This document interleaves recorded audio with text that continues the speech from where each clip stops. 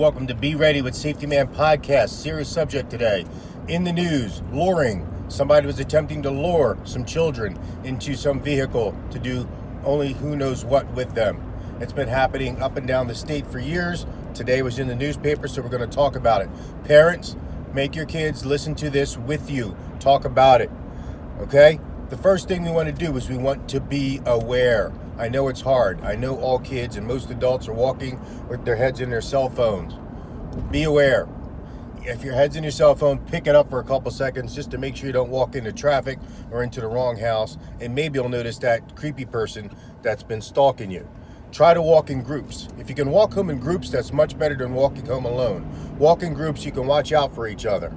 Have your phone, which has GPS on it, attached to your parents so they can see your GPS locations wherever you are. I know kids are like, that's an invasion of privacy. However, no, it's for safety. When you're an adult, you can shut that off. But until you're a kid, while you're a kid, have that GPS attachment so kids and parents can know where they are at any time. The other thing you want to know is if a subject tries to engage with you, if a vehicle pulls up and says, hey kid, hey Corey, they know your name. Do not engage with them. If you have to, if you really think it's something that might be legitimate, walk in the other direction, walk to a trusted neighbor's house, get on the phone and call your mom or dad and say, hey, why is somebody in a truck, in a car trying to call my name? But the main thing is don't engage with the person. Don't stand there, walk in the opposite direction. Get on that phone that's probably in your hand and call a parent or a trusted close by adult, whether it be the coach back at the school or wherever. And when we're talking about be aware of where you are in relationship to where you're going. If you're closer to home and you have to run home. If you're closer to the school, run back to the school. There'll be people there. These evil people are smart. It doesn't take long for them to go on social media, Instagram, Facebook, Snapchat, Chat Roulette, Google, to find out a little bit about your mom, your dad, where they work, where they live, what school you go to, and where you guys went on vacation last year, to make it seem like they're a part of your family and they're supposed to be there. When you get to a safe location or while you're running, call the police.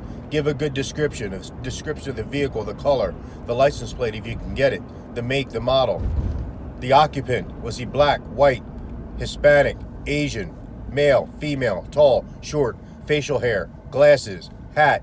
Any of those things can help. Did it seem like he was trying to be disguised? Did he have an accent? What exactly did he say?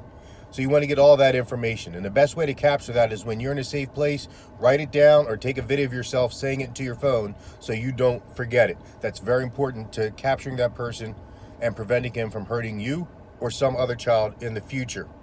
Finally, talk with your parents again, your school coaches, and other trusted adults about these situations so you can have a plan.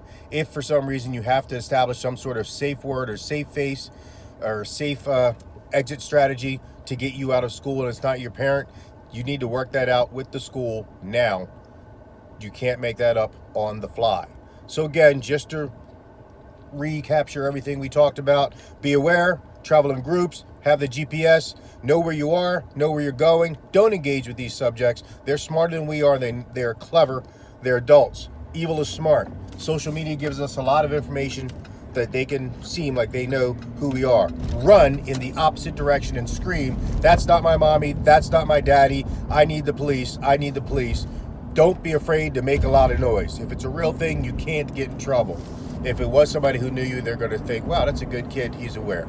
Okay? So I want you to be ready, be safe, have a plan, listen with your parents.